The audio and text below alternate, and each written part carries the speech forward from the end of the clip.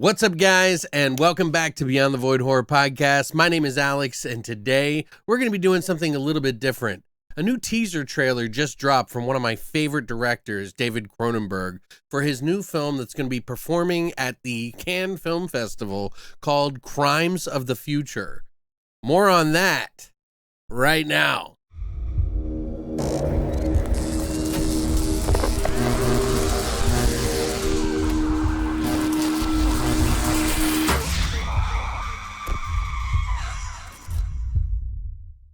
So yeah, if you guys have been following me for a while, you probably know that I'm a huge Cronenberg fan. My website is called Long Live the Void, Long Live the New Flesh from Videodrome. I wrote a song about it for my band. There's a couple of songs that have Cronenberg influence and Videodrome influence. Huge fan. So he's got a new film out called Crimes of the Future. Now, this is an older film title that he used back in the 70s, but this is a new film.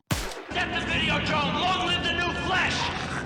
Although there is some similarities because they talk about organs and things, but we'll talk about that in a little bit. So Crimes of the Future trailer just dropped, and it is a teaser trailer, but there is a lot that is in there that I was really excited to see. One being that Cronenberg is back to his old self. He's got some older style that he used to do with like Existence, Videodrome. A lot of these films are very visionary things that sort of metaphorically change and undulate philosophies all over the screen physically to represent different things, ideas about perception, and just plain weird shit, which is what I love about Cronenberg, even though I do like some of his newer films like Eastern Promises and other ones. Crimes of the Future is actually the first film he's directed, like feature film, in the last 8 years since 2014's Map to the Stars, which Julianne Moore actually won Best Actress or something for Cannes Film Festival that year. This is also written and directed by David Cronenberg, the best combo, which is that he has full control over what the story is going to be about. Some of the stars in the movie are going to be Viggo Mortensen, who has been no stranger to his more recent films. He also has Kristen Stewart and Léa Seydoux, who apparently has a pretty great performance in this movie. Now, as I mentioned before, there is another title of the film called Crimes of the Future that David Cronenberg himself actually directed. And if you read the synopsis of that movie, they talk about a guy and some other pretty disgusting things, but it's about a guy using his organs and people convincing him about certain things. Well, the plot for this movie is, I got a couple of different things. For one, we have in the trailer, it says underneath in the description, as the human species adapts to a synthetic environment, the body undergoes new transformations and mutations. With his partner Caprice, Saul Tenser, celebrity performance artist, publicly showcases the metamorphosis of his organs and avant-garde performances. Timlin, an investigator from the National Organ Registry, obsessively tracks their movements, which is when a mysterious group is revealed. Their mission is to use Saul's notoriety to shed light on the next phase of the human evolution. Now, that's what I found underneath the trailer. This is not supposed to be the same movie. These are supposed to be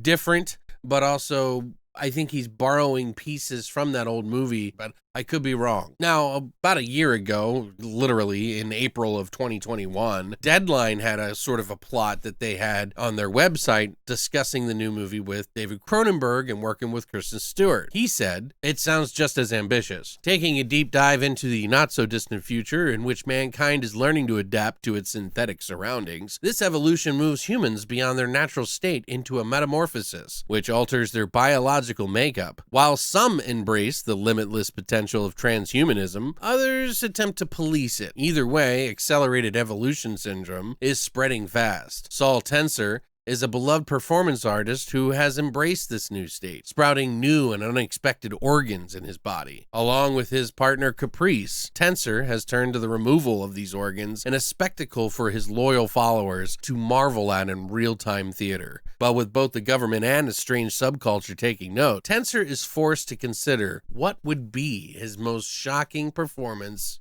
of all.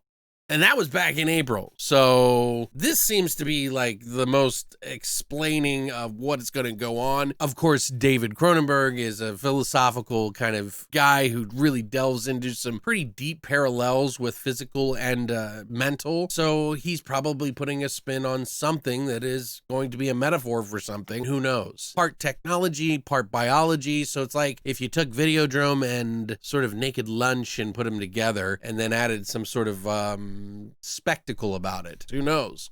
This is David Cronenberg after all. I would love to hear some of your guys' theories down below. And it also looks like Cronenberg's getting some of the team back together. We got some of the same people who have been on board production-wise. We have Howard Shore returning to the musical score to do only what Howard Shore could do. One of my favorite scores is by Howard Shore, who did Videodrome. And I'm hoping that we're going to get some of that same great tension like we always used to. We also have Carol Spire, who is the production designer. She has done wonders on a lot of different films over the years with Cronenberg, including films like Existenz, The Fly, Dead Zone, and many, many more. Now, I'm excited about this movie, as you can clearly see, but I'm sure a lot of you are too, and I'm sure you're wondering, has anybody seen this movie yet? Apparently, Bloody Disgusting has reported that they had an anonymous person speak about the film because I guess they had a private showing of this movie, and they said, I cannot say much, obviously, but if people thought Crash was divisive back in 1996,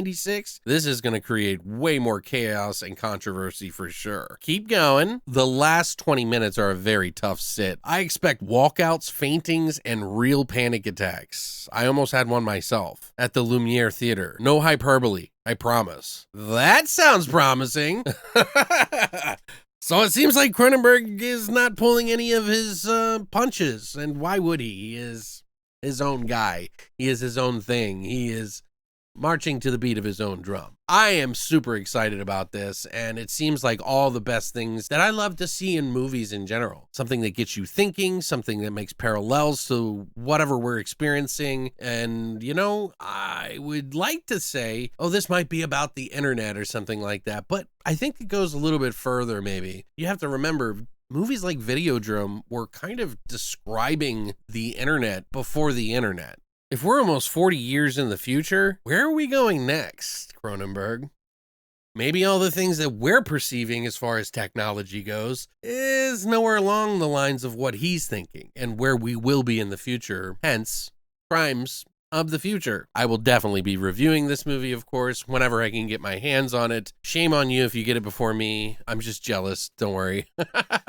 Anyway, I'm a huge fanboy of Cronenberg. I am so excited to see him back on the screen as a feature film. I'm glad his son has been making movies because I feel like in some small ways, his son, who is an excellent filmmaker himself, might have gotten David to get back in the seat to start filming again. And to that, I say thank you. We all do. Would love to hear some of your theories, if you're excited, if this trailer looks good to you. What are some things in the trailer that you like? I mean, there's some really trippy shit that's in the background here. So it doesn't seem like he's slacking on any of those weird, surreal, and body horror moments that a lot of people seem to coin him for. But this seems like it might be a little bit more than we expect. And I think it's time for another one of these kind of films. What do you guys think? Let me know in the comment section down below. Thank you for coming by, and I hope this is something a little fun for us to talk about, you know, until I do a review later today. I will be doing one today or tomorrow, so it should be up, but these things take time. So